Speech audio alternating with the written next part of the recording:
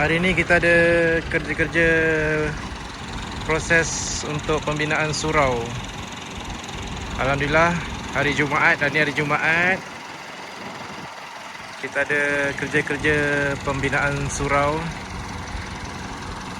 So dijangka dalam masa 2 minggu akan siap lah surau ni. Surau ni tak ada besar mana, kita buat kecil je. Janji pengunjung semua boleh solat kat sini lah. So nanti admin akan update progres dari masa ke semasa.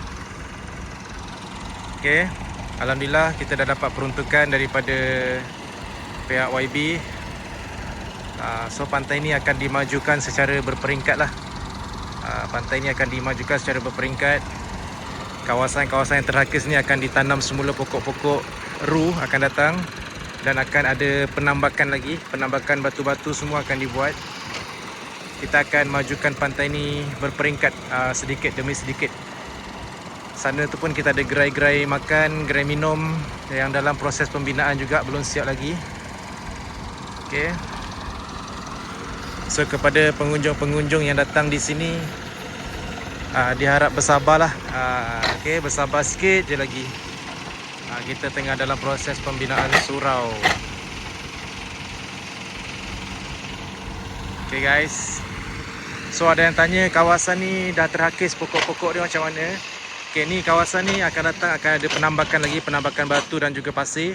Tepi-tepi ni akan ada penanaman pokok-pokok lah, pokok ru. Katanya ada 100 batang pokok ru yang akan ditanam di sekitar kawasan pantai ni. InsyaAllah semoga dengan penanaman semula pokok ru tu nanti pantai ni akan lebih redup lagi lah. Okay,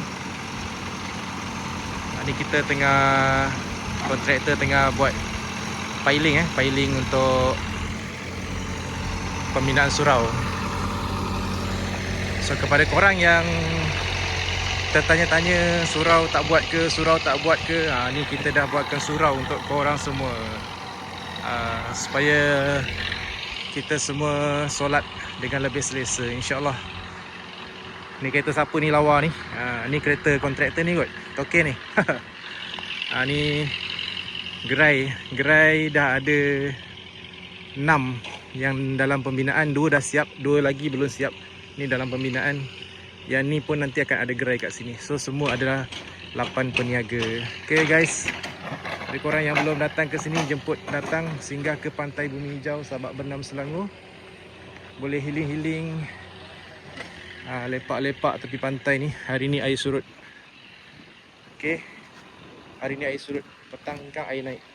Okay Wak Lanun, tunjuk good. Okay, good.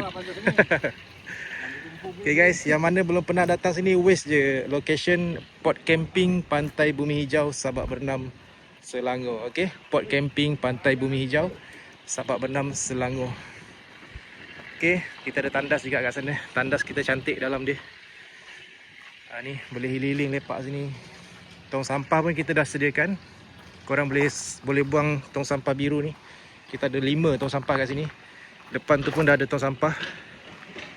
Okay, depan tu ada tong sampah, depan sana tong sampah lagi. Kawasan ni ada 3 tong sampah, belakang sana ada 2 tong sampah. So toilet, ni kita punya toilet toilet boleh mandi, boleh buang air. Okay, cantik toilet dia. Bayaran dikenakan, pastikan masuk duit Kita ada tandas lelaki. Dan yang sebelah ni kita ada tandas wanita.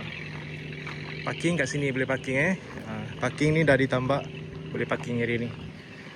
Okay guys, terima kasih. Jumpa lagi. Assalamualaikum.